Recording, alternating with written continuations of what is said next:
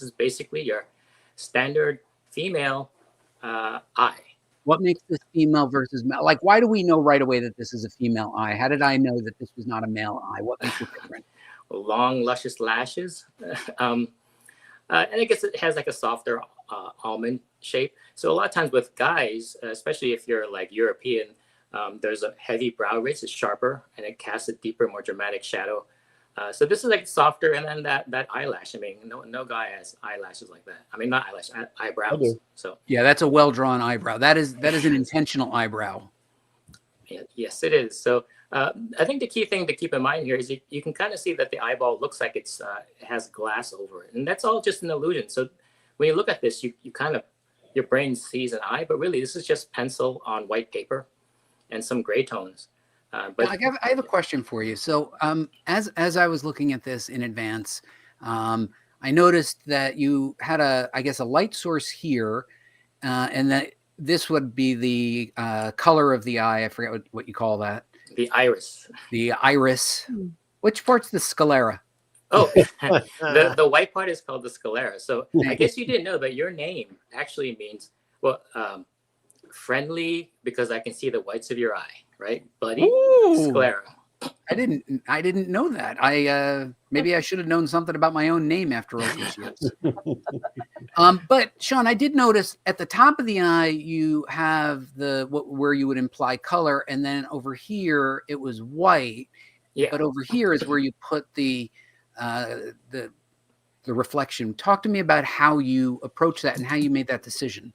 Okay, well, the next slide shows it a little bit better, but this one, it's basically that white little TV shape. That's called the spectral highlight. So that's basically a reflection of the light source. So in this case, it could be like a TV or like a window, because it's kind of rectangular, or oftentimes it's round. But it's basically a reflection of the light source. It's usually in the upper part of the eye because the lights come from above. So then that's where you can kind of consider like the light entering the eye. And then it feels kind of like there's like a glass dome. And when it passes through to the bottom part of the iris, which is that kind of empty area. So it's like a spotlight. And then the reason why the eyeball is so dark on top is because the eyelid is like a hood, and then it casts a shadow on the iris. So that makes that illusion that it's set in. And then the light on the bottom is basically the part just not covered by shadow. So that part picks up a highlight. And all of those things work together to make that illusion like this is glass. Well, and also you create this illusion of, the depth of the bottom eyelid by darkening this and then lightening it up here.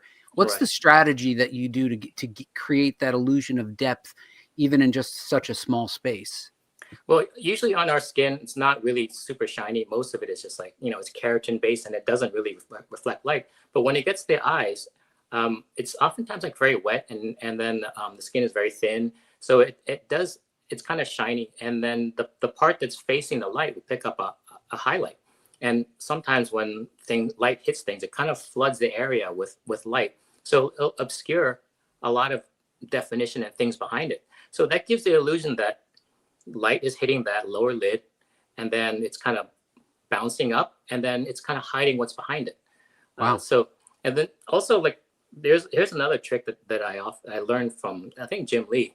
When you draw the eyeball, if you only draw the top 2/3 of the eyeball and then leave the bottom part empty, kind of like what's going on there, you can make the eye look like wet, or like the person's starting to cry, or that they're very healthy and young, because it's kind of like a wet eye. It's like very healthy.